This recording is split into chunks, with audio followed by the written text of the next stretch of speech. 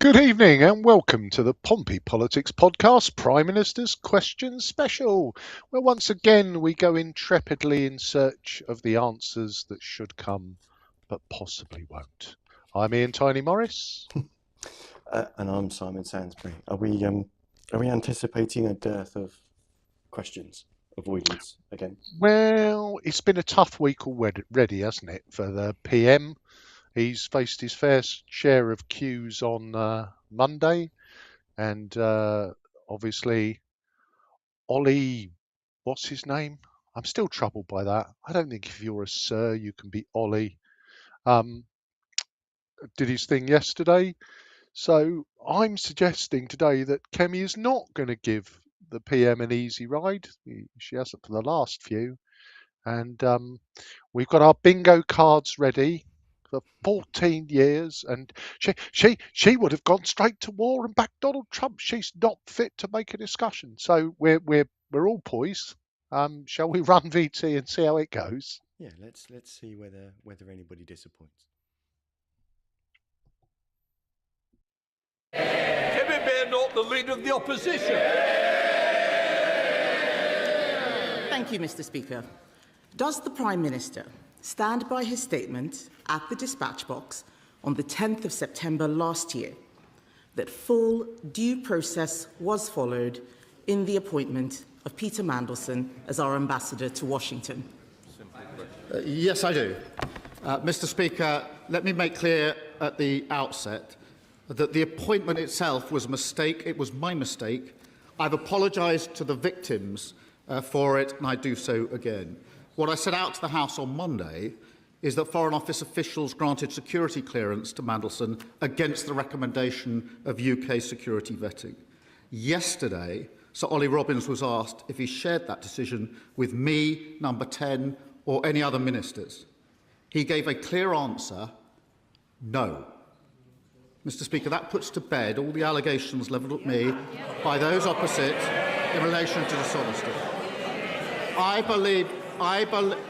Last week they were all saying that it must have been shared with me. Sir Ollie was very clear yesterday it was not. I believe not sharing it was a serious error of judgment.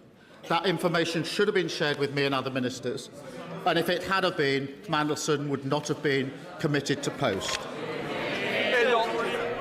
Mr. Speaker, it does not put to bed anything.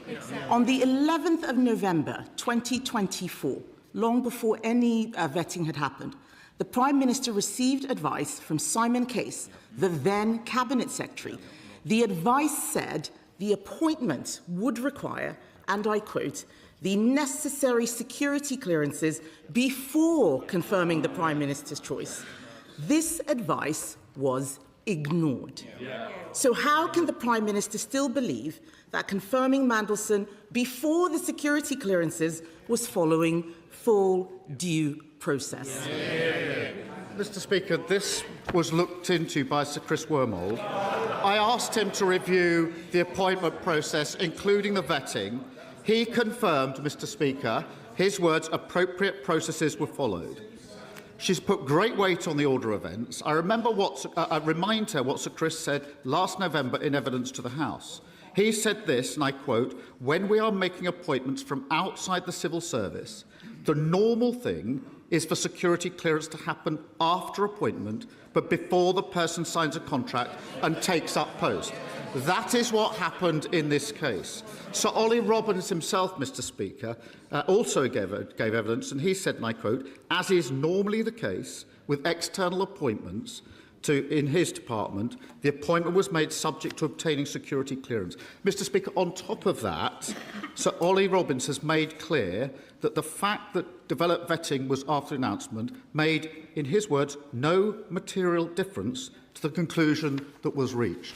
And Mr. Speaker, I add this, that what Sir Ollie Robbins wrote to the committee yesterday was this, and I quote, when the Prime Minister informed the House that the proper process had been followed in respect of national security vetting, he was correct. I'm going to pause there just in case anyone... I think we should. I So think are we should keeping pause. I think we should celebrate. Well, no, because I think does he stand by his statement? Yes, I do. That is a question and an answer. So we've actually got a tick for an answer.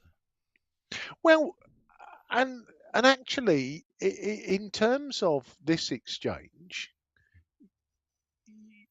for me, it is they are perfectly fair and reasonable questions to ask, and I think the Prime Minister is actually making a decent job of answering them.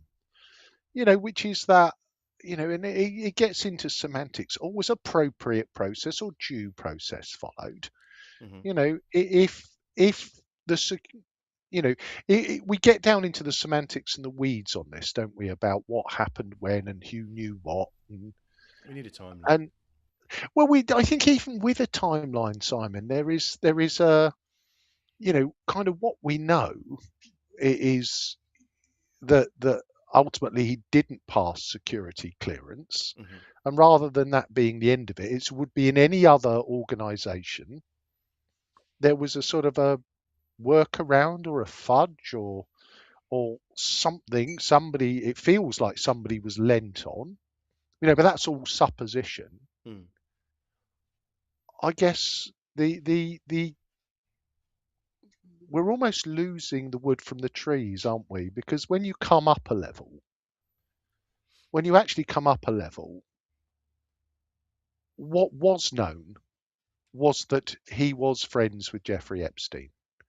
He continued to be friends with Jeffrey Epstein. He'd been sacked from two high-profile posts previously, and he's known as the Prince of Darkness.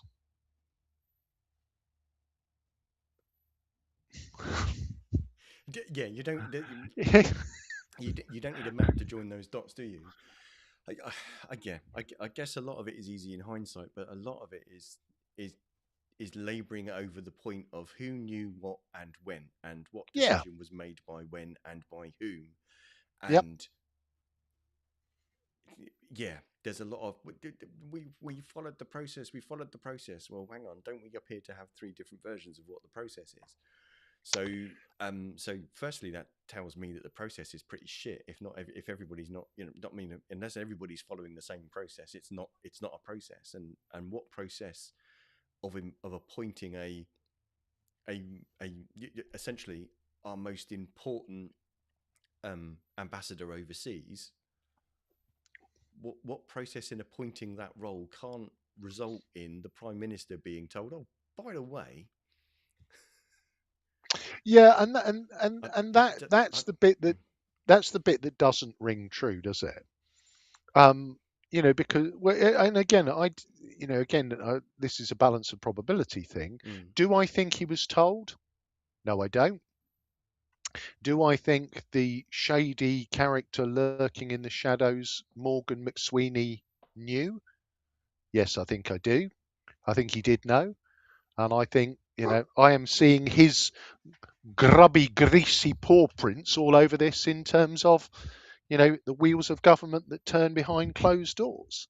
Um, and I think, you know, it, was it an error of judgment to appoint Manderson? Yes. Was it an error of judgment to appoint Morgan McSweeney?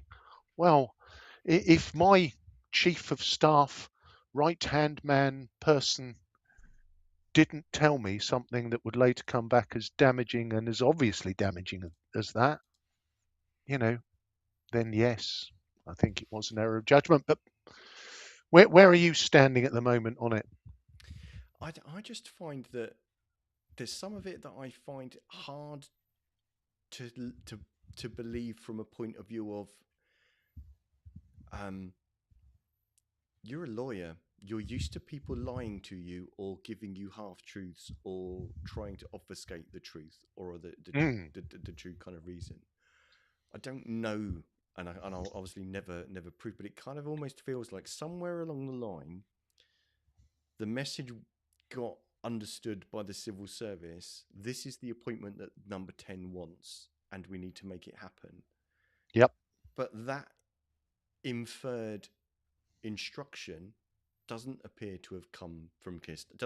Certainly doesn't appear to have come from Keir Starmer. Doesn't appear to have come from the PM.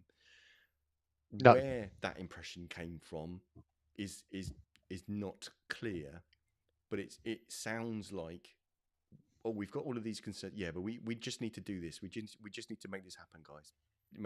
Just make it happen. And it almost kind of feels like that's what happened. Essentially, someone somewhere interpreted make this happen for me as ignore all of the red flags that you may see on the way. Just do it. Who will rid me of this turbulent priest? Yeah, famous. You know, I didn't mean for you to run him through. Oh, sorry, Gov. I thought that's what you wanted. Right, should we listen some more? Yes. Okay. Let's have some more. It's very interesting that he mentions Chris Wormold. He is relying on advice given to him after Mandelson was sacked by a cabinet secretary the Prime Minister then sacked. That is not relevant. I'm talking about the advice he was given before the appointment. He keeps mentioning Sir Ollie Robbins. Sir Ollie Robbins told us that the Prime Minister even sought clearance from His Majesty the King before the vetting. He'd already got agreement from the US administration. The chair of the Select Committee said that. Mandelson was a done deal. Yesterday, Sir Ollie Robbins said that the focus was on getting Mandelson out to Washington quickly. He said the Prime Minister's team showed a dismissive attitude to vetting, and they even argued Peter Mandelson didn't need any vetting at all. This clearly wasn't proper process. Why was due process not followed? Mr. Speaker, let me deal with this directly, particularly this question of pressure in relation to the decision to appoint and to put into post Peter Mandelson. So Ollie Robbins could not have been clearer in his evidence yesterday. He said this: I didn't feel under pressure personally in terms of my judgments. His words. Mr. Speaker, he went on to say, I have complete confidence that recommendations to me and the discussions we had and the decision we made were rigorously independent of any pressure. Mr. Speaker, on top of that, he was asked if any conversations led him to believe that Mandelson needed to take up the role regardless of vetting outcome. He said, I can say with certainty it was never put to me in that way. No pressure existed whatsoever in relation to this case. What is unacceptable is that the recommendation of UKSV was not given to me before Mandelson took up his post. Mr. Speaker, we all heard what Sir Ollie Robbins said yesterday. The fact of the matter is that the Prime Minister spent a lot of time telling us just how furious he was to learn that Mandelson failed the vetting, the same Prime Minister who was trying to get into Washington without any vetting at all. It's just unbelievable. The reason the Cabinet Secretary advised the Prime Minister to carry out full vetting before the appointment, this is common sense, Mr. Speaker, carry out full vetting before the appointment, was to protect our national security.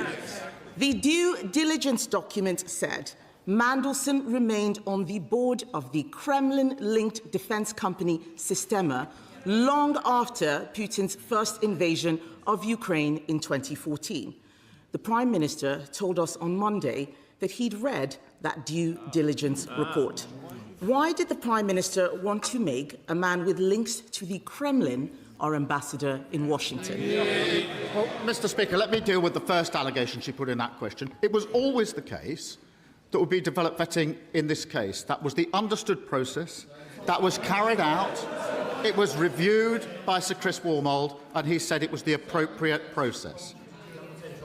Sir Ollie was absolutely clear that nobody put pressure on him to make this appointment, either, whatever the sequence, or developed a vetting. In relation to what was in the due process, any issues of national security are dealt with in the developed vetting process. I knew that. Peter Mandelson received clearance through that process. The problem was, as I said to the House, I was unaware that UKSV recommended against clearance. That is information that should have been brought to my attention. Mr. Speaker, they recommended with red flags that there shouldn't be clearance, and it was high concern. That information should have been made available to me at the time and subsequently. The fact that it wasn't was a very serious error of judgment. Going to pause again there for a bit. We're trying to be brief on this one so that we can get through it. So it sounds like young Ollie isn't saying someone else told him to do all of these things. He's not saying No. I was pressured to do this. So either, well, it sounds then like he does that mean that he brought it upon himself to interpret it that way and carry it out that way? Well, it sounds like he took a punt, doesn't he? And again, this is where it's almost like a courtroom drama, isn't it? You know, yeah, he read the due diligence Some document. lawyers in Parliament. Well, but I look at it, and he read the due diligence document. You know, you read. I'm sure he reads quite a lot. There's something in there that looks a bit iffy. And again, I can't believe I'm stood in front of Sir Keir. If you saw something that was a bit iffy, but you knew that that was going to go through a proper process of vetting with the special branch, you'd kind of trust that if that was a red flag, that it would be a red flag and you could trust the process to stop that happening. So at the moment, I after seeing Sir Keir pummeled to a ball of snot the last few weeks, I think he might be winning this one. Okay. Interesting. I've heard a phrase used elsewhere, which is that all of the reasons that Madison was a good choice, in the sense that he exists in the fringes or the darkness, as it were, the Prince of Darkness, and that he has friendships or he's a bit of a Trump whisperer. All of those reasons are also all of the reasons why he's a bad choice. Yeah. And it seems like for whatever reason, someone somewhere took a punt on. We might as well see whether. What? This can bring this can. Yeah. This can bring us a home run with Trump, but what the motivations for that were, whether they were. I guess it's honourable or not, or just helping your mate out. Who knows? Well, I think we can use some cliches, can't we? Sometimes you need to set a thief to catch a thief, or a poacher turned gamekeeper. You can use those kind of cliches, but there is all an inherent risk that if you send somebody who you know to be a bad person, they might turn out to be a bad person. All things considered. Let's listen to some more. Yes. Let's. I don't know what planet the Prime Minister is on, Mr. Speaker. Appointing someone with known links to the Kremlin is not full due process. If anybody had brought that sort of name to me when I was a Secretary of State, I would have said, no way. The Prime Minister thought someone with Kremlin links was still probably okay. Let's do some vetting. Why does this matter? He keeps leaning on Sir Ollie Robbins, a man he sacked. He keeps leaning on him. Sir Ollie Robbins said yesterday that Peter Mandelson was given access to highly classified briefings even before he'd received clearance. That was a clear national security risk. How can the Prime Minister still maintain that full due process was followed? Mr. Speaker, as a member of the House of Lords and Privy Councillor, and in accordance with guidance, documentation could have been provided to him and was provided to him. Strap material comes after developed vetting, but because he was a Privy Councillor, he could have access to other material before developed vetting. This is a joke. He says a member of the House of Lords. Does he mean people like Matthew Doyle? Yeah. I'm amazed. Yes, right. I am amazed at the level of chuntering from Labour MPs. He promised them probity. What he's given them is cronyism and an old boys' club where Matthew Doyle is being proposed as an ambassador. Ridiculous. It's ridiculous. Mr. Speaker, we all heard Sir Ollie Robbins' testimony yesterday. The head of the Foreign Office was sacked for the Prime Minister's own failings. His backbenchers know that is not fair. Even his most loyal cabinet members won't defend it. The Prime Minister did not follow the process the Cabinet Secretary set out in November 2024. He knows he did not follow due process, yet he told the House he had. Mr. Speaker, I cannot accuse the Prime Minister of deliberately misleading the House, but everyone can see what has happened here. This was not due process. Everyone knows the price of misleading the House. Will the Prime Minister finally take responsibility and go? Well, Mr. Speaker, let's be absolutely clear. Before Mandelson took up his post, UKSV recommended with red flags that clearance should be denied, and there was high concern that that was not brought to my attention or the attention of the Foreign Secretary at the time or subsequently is a very serious error of judgment, and anyone in my position would have lost confidence in the former Permanent Secretary. But, Mr. Speaker, the Leader of the Opposition claimed on Friday that Mandelson could not have been cleared against security advice. She was wrong about that. She said that ministers must have been told. She was wrong about that. She claimed there was deliberate dishonesty. She was wrong about that. Wrong, wrong, wrong. She rushed to judgment as she always did, just like the Iran war. Mr. Speaker, I was elected by the British people because they let the country down for 14 long years. Oh, no. Whatever she says, whatever noise they make, nothing is going to distract me from delivering for our country. Okay, so everyone Oh, else won't no. have heard, No, won't have heard you no. say, "Oh no, you were doing so well." I genuinely, if any of our listeners think that I listen in advance and I know what's coming, I promise you I don't. He had done so well, and on the BS bingo, literally, I'm shouting house, aren't I? Well, you've got at least got a line, haven't you? There's 14 years, and there's Iran. 14 So, years of Tory neglect, and just like she did in the she smells as well, and you're like, oh, you were doing so well. You actually looked like, for 1 week, just for about 10 minutes, you looked like a prime minister. You looked like you were competent. You looked like, here's the process, this is what happened, this is where it broke down, this is why I wasn't told, that's why I sacked the bloke. That's what anybody would have done. You looked like you knew what you were doing, and you degenerate into a name calling dick.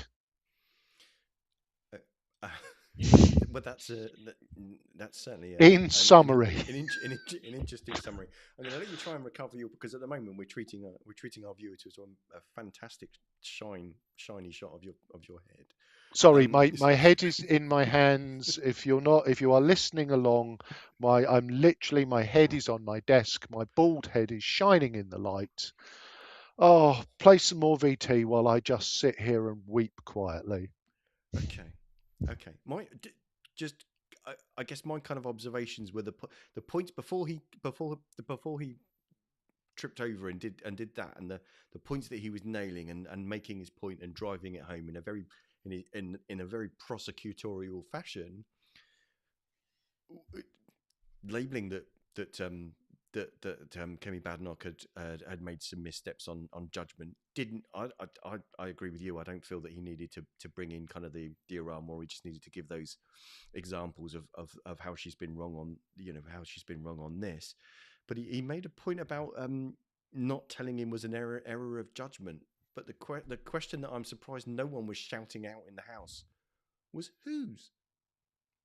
I mean, I think he made that very. I mean, for me, if you believe everything and there's not conspiracy around, Ollie Robbins either told no one or told his chief of staff. Ollie Robbins has, for me, has ended up, probably having to take his ignominy and shame and his final salary pension and all of those things. So yes, yeah, that's kind of where I've got to. But we are. Let's move forward because we are. Yes.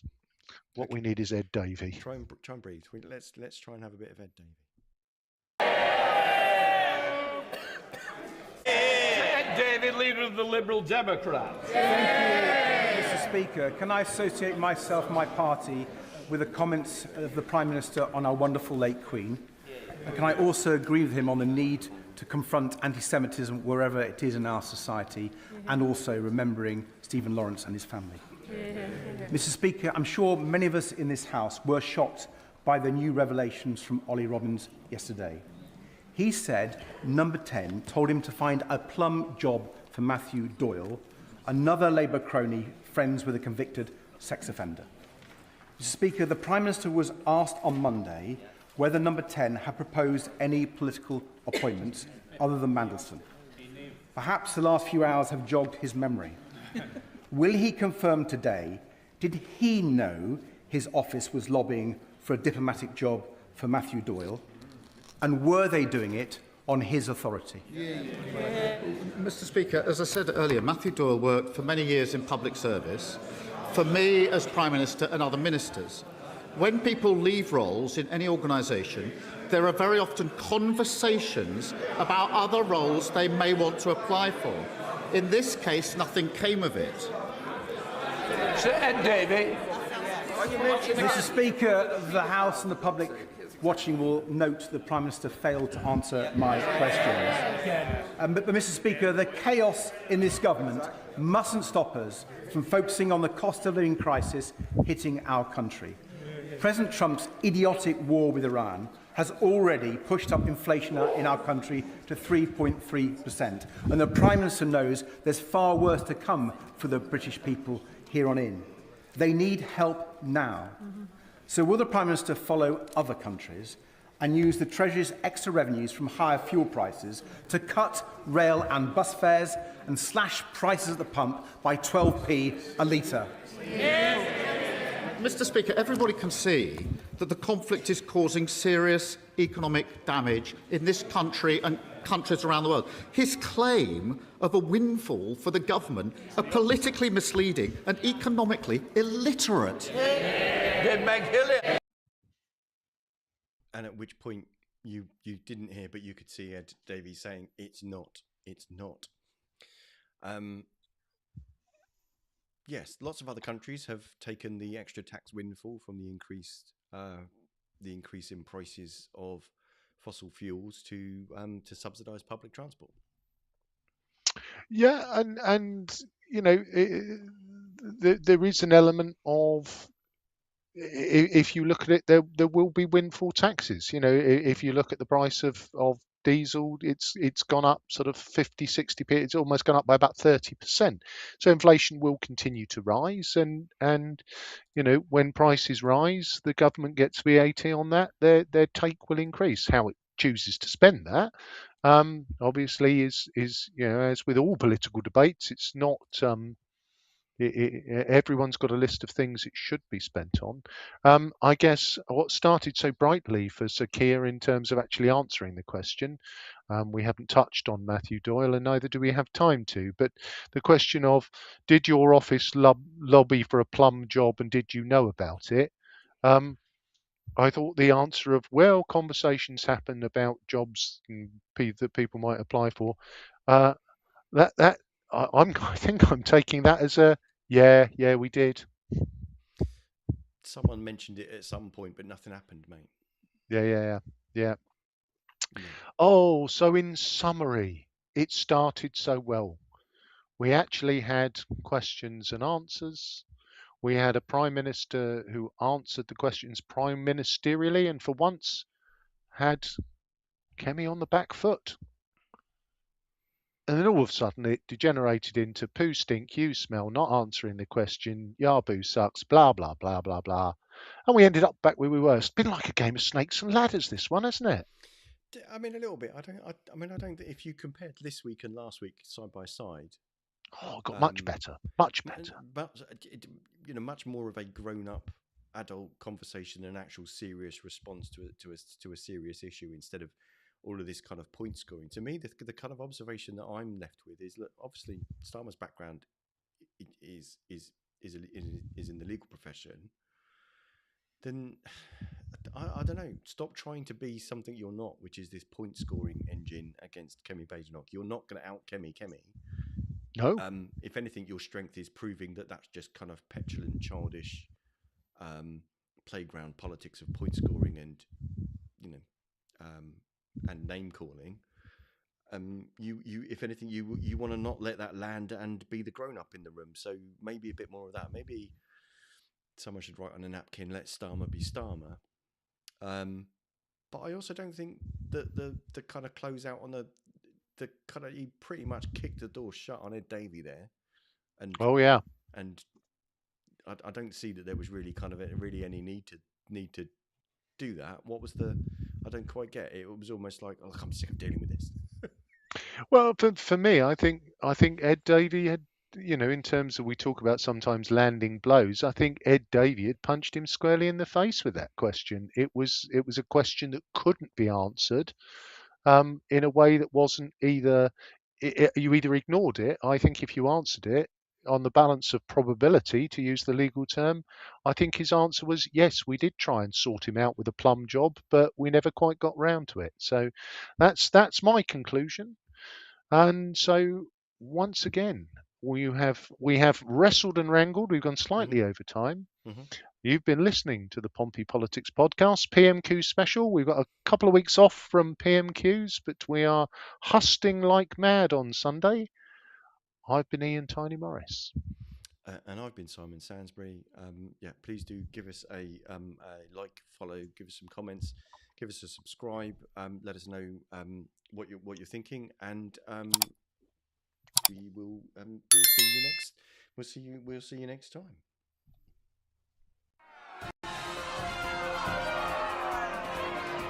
Don't forget to like, follow and comment on Facebook, or comment and subscribe on YouTube. Find us on all the social media platforms: Facebook, X, YouTube, Threads, LinkedIn.